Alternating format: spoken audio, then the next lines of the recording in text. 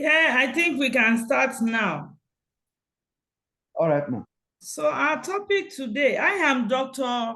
Temilola Akpeno.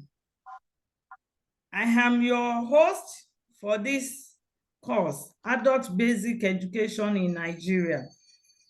So our topic for today is history of education in Nigeria. Nigeria has come a very long way. We had education before the colonial. We had education during the colonial period. We had education even after the colonial period up till today. So education existed in the primitive culture and it is as old as creation. Adult education in the traditional setting had no syllabus. There was no timetable, and the teaching learning process differ from place to place. Of course, every tribe has education. The way they educate their young ones or their grown up differ from one place to the other. So the goal of learning was for employment and for the promotion of continuity of familiar occupation.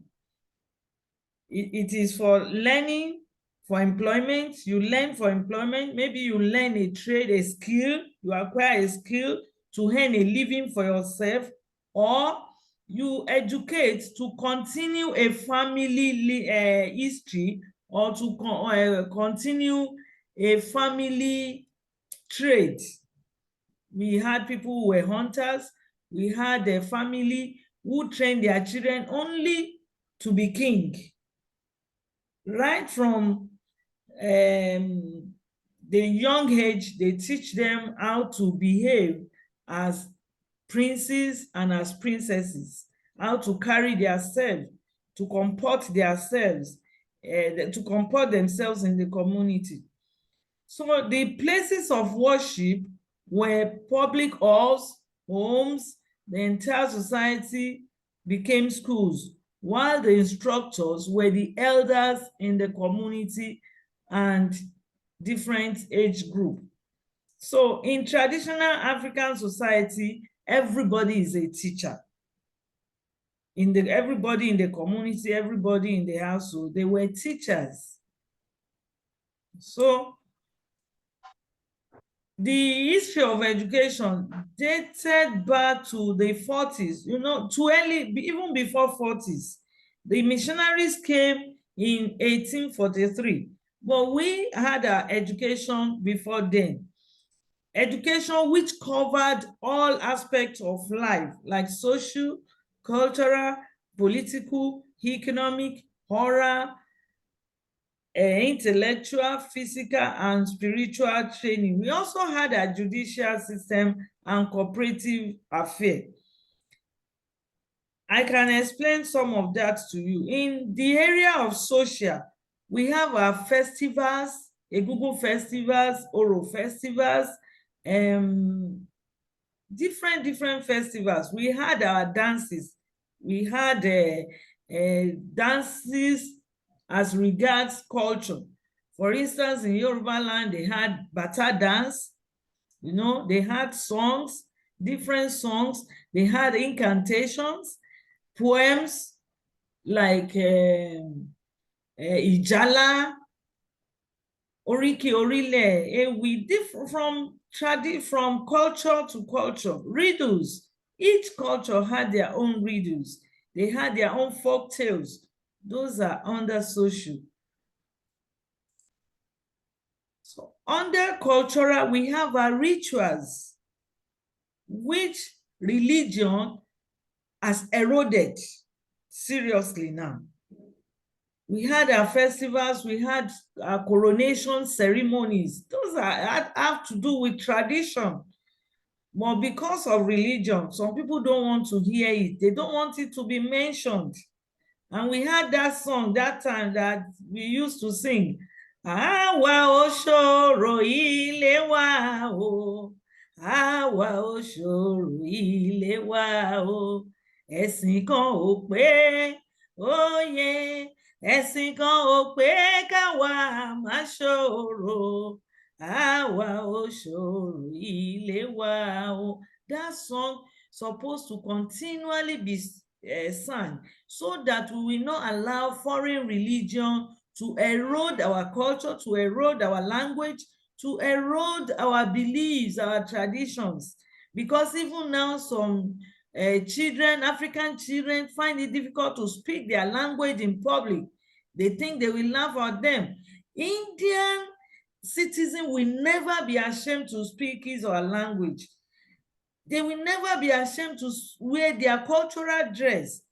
It is in Africa that we want to throw away everything for the white men who don't even care about us. You know, so we had all this going, that we are ready to sacrifice, to throw away for us to be accepted by white men, forgetting that no matter how much you try, they cannot accept you. You see, we have our politics. Powers were given to obas, to baales, to chiefs and priests. The obas that have become objects of ridicule now. They had all the powers then. In the Hausa kingdom, nobody dare challenge the authority of the Sultan of Sokoto. Nobody dare. In Yoruba land, nobody dare challenge the authority of the Alaafin of Oyo. Or is it the Oba of Benin that up till now is carried in a very high way? You know, all the powers were given to them. They could do and undo in those days. Ogbonis may be included in the governance according to Sarumi 2002 because they have a very strong institution going on, an institution that is so powerful that they too could do anything that time. They protect their members. They protect the fraternity.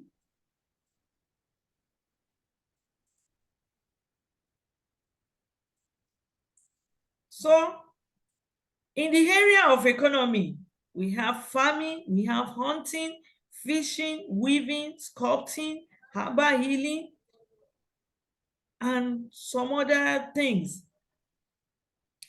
It depends, the kind of trade you embark on or you educate your children in depends largely on your family. Names were given according to trade. You know, some people who were hunters, they named their children Odejayi, Odewumi, Odemuyiwa, you know, they give all those names. And people who are from royal family, they give their own names in line with Ade and all that. So there are also different kinds of local contributions and cooperative efforts that help individuals, like the Esusu, like Ajo. All those ones were there. They were part of our economy before the coming of the European, before the civilization. So in terms of religion, tenets and principles of all traditional religions were passed on to worshippers. Deities include Shango, Oya, Ogun, Obatala, Eshu, Oshun, and masquerades in the southwest. In the eastern parts, they had their own traditional religion too. You know, they had their deities too. So it is only in the northern part that the foreign religion came very, very early. They had foreign religion as early as the 19th century. So we are not even really sure of their traditional religion now. The only thing is their trade that one can remember, that is because they still carry it to different to this day. They still carry some of those things till this day. So in terms of intellectual development, knowledge of herbal leaves, roots, and stems that are used for both preventive and curative purposes were given to the people. People had that knowledge. Even though you wanted to ask something, you want to add something. Oh, I can't hear you. Oh.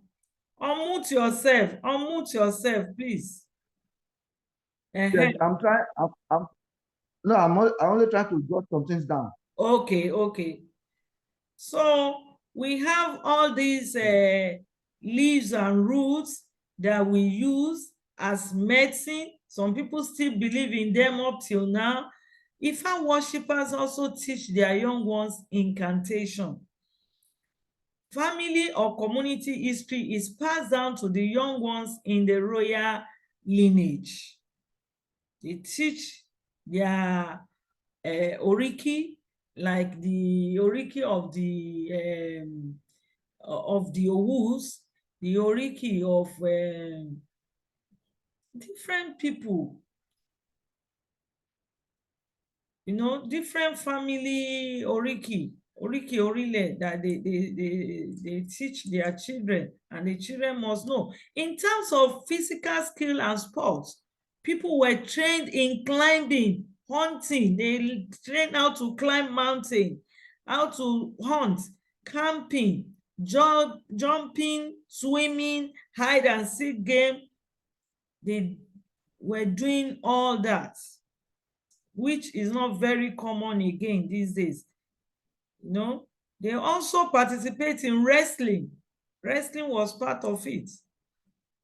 So in the judicial system, we had our balance, our elders who sat on cases, while rules, norms, and taboos served as our laws.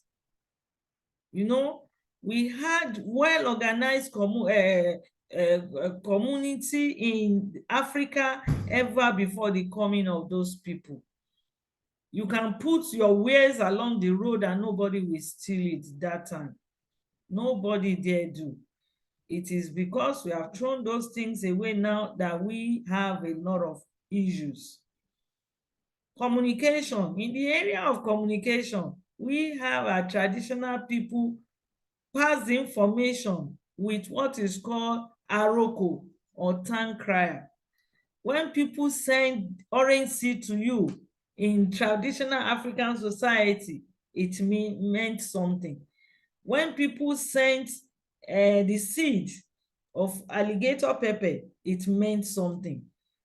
So many things. We had our communication system that time, and it was very powerful. It was very powerful. So there was a great demand for literacy education after the Second World War, which made government to develop greater interest in the organization of literacy education in Nigeria. So after that World War, so many things changed worldwide, not only in Africa, but Africa took the largest transformation. Government displayed commitment when its institutions started to organize evening classes. Most of our leaders, they attended evening schools. Some had sat for distance education. Some of them sat for distance examination, and they acquired their certificate through that, because that time there was no school in Nigeria and they wanted to upgrade themselves. So they had to take the available means. Omolewa Aderinioye 2004 asserted that only Trinity Anglican School in Kano is the one of the evening classes that started in 1940. It was one of the evening schools that started in 1940. The first community development and literacy started in Udi by E.R. Chadwick in 1942. That was the first community development and literacy school that started in 1942. So also Major A.J. Carpenter was appointed the first mass literacy officer in Nigeria in 1946, and the first time a 10 years mass literacy campaign was launched. That was 1946, that the first mass literacy campaign was launched. First 10 years mass literacy campaign. So government efforts improved on literacy by the introduction of the free primary education scheme in both the western and eastern parts. It was western and eastern parts because, as at that time, the northerners had not fully accepted all reforms in education. They were still resistant to it. So the Nigerian National Council for Adult Education, a non-governmental organization, was formed on the 27th of March, 1971. The creation of an adult education unit at the Federal Ministry of Education was as a result of the continuous pressure on the federal government of Nigeria for recognition of the discipline of adult education. So a unit was created for it under the Ministry of Education. So we have adult education unit in the Federal Ministry of Education. Lastly, a section of the promotion of adult education was inserted in the National Policy on Education when it was revised in 1981. So till date, you'll find adult education in the National Policy on Education. And even in the CC that is about to come out, adult education is also taken care of.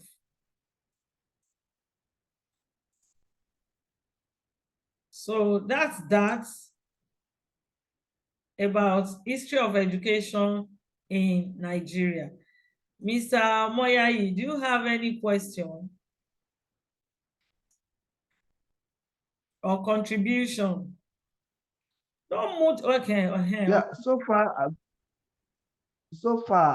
the only area I want to, I don't know if you can call it a discussion or question.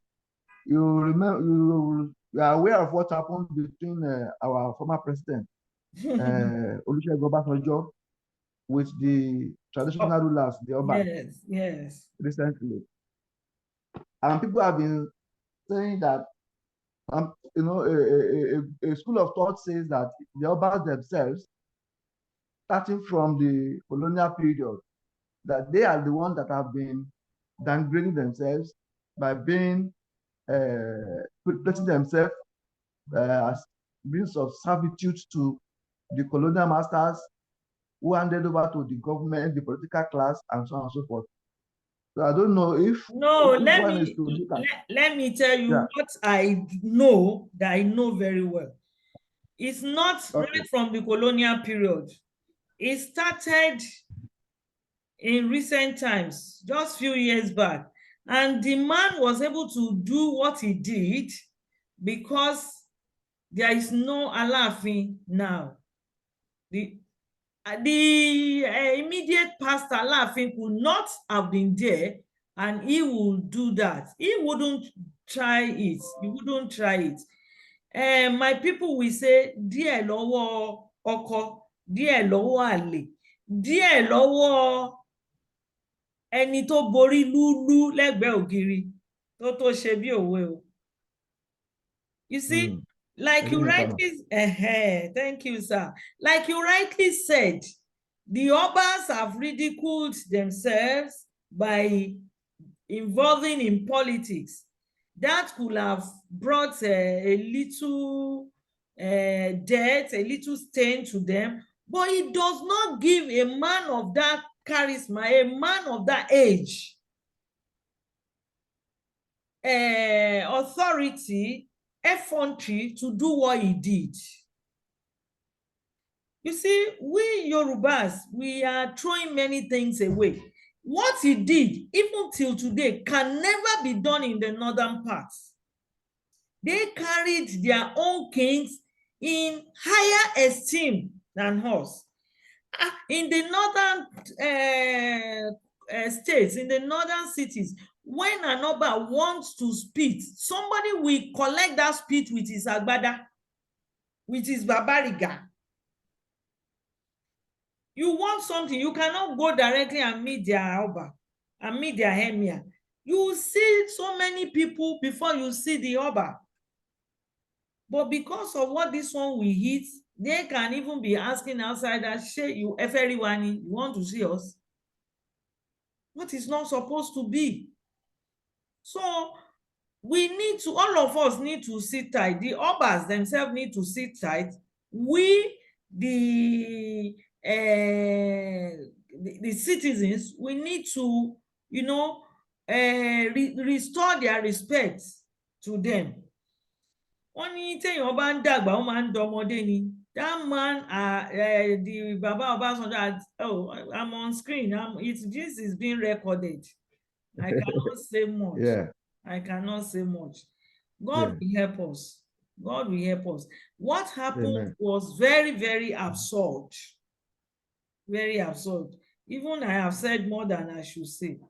It is well with us in this country. It is well with us. So let's talk about something else.